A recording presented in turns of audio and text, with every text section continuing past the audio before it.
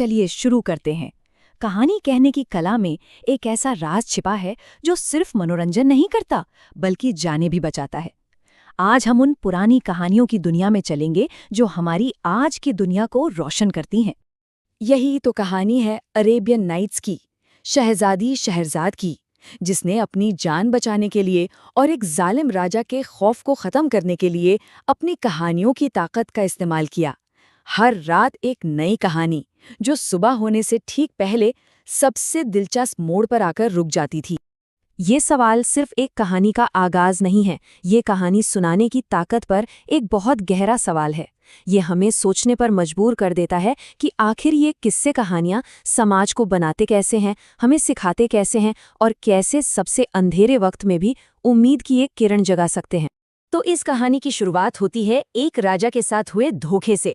एक ऐसा राजा जो कभी इंसाफ पसंद था, लेकिन एक धोखे ने उसे हैवान बना दिया।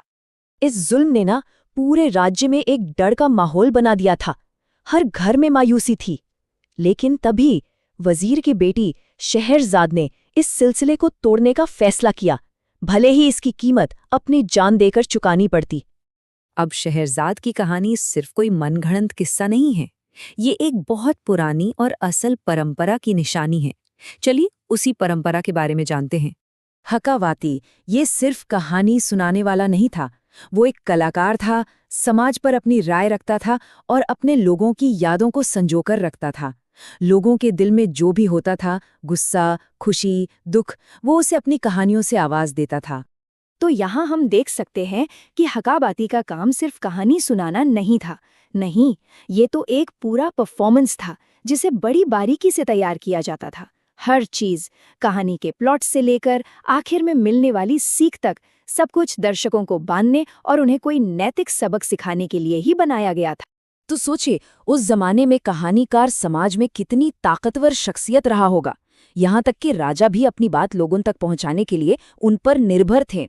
ये दिखाता है कि कहानियों का सियासी और सामाजिक असर कितना गहरा था। चलिए अब कहानीकार से हटकर उनकी कहानियों के सबसे मशहूर किरदारों की तरफ चलते हैं। वो रहस्यमयी और ताकतवर मखलूक जिन्हें हम जिन के नाम से जानते हैं। अच्छा, फिल्मों में जो वो मजाकिया नीले रंग का जिन दिखाते हैं ना, उसे तो भूल ही जाइए। असल किस्से कहानियों में जिन बहुत ज्यादा पेचीदा हैं। वो बिल्कुल इंसानों की तरह हैं, अच्छे भी बुरे भी। उनकी अपनी एक दुनिया है, अपने कबीले और अपने कानून।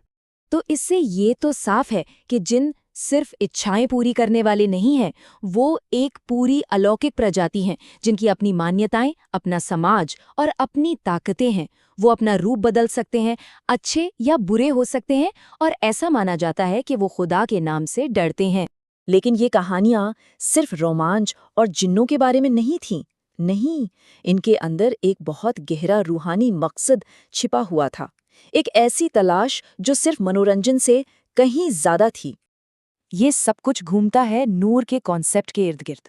नूर का मतलब सिर्फ रोशनी नहीं है, ये वो रूहानी रोशनी है जो अंधेरे को मिटाती है, चाहे वो अज्ञानता का अंधेरा हो या मायूसी का। ये सच और ज्ञान की अलामत है। कुरान की ये आयत नूर के इसी ख्याल का निचोड़ है। ये ईश्वर को रोशनी के सबसे बड़े स्रोत के तौर पर बताती है, एक ऐसी रोशनी जो दूसरी रोशनी पर है, जो मार्गदर्शन की अनगिनत परतों को दिखाती है। और यहीं आकर सारी कड़ियां जुड़ जाती हैं।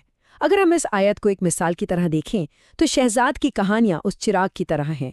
शहजाद खुद वो ताक है जिसने उस चिराग को थाम रखा है, और उन कहानियों के अंदर छिपा नैतिक सबक वही है वो दिव्य प्रकाश, वो नूर जो राजा के दिल के अंधेरे को दूर करने और पूरे राज्य को बचाने के लिए था। तो सवाल ये उठता है कि ये पुरानी कहानियां और मान्यताएं आज कहाँ हैं? क्या वो सिर्फ इतिहास की किताबों में दफन है?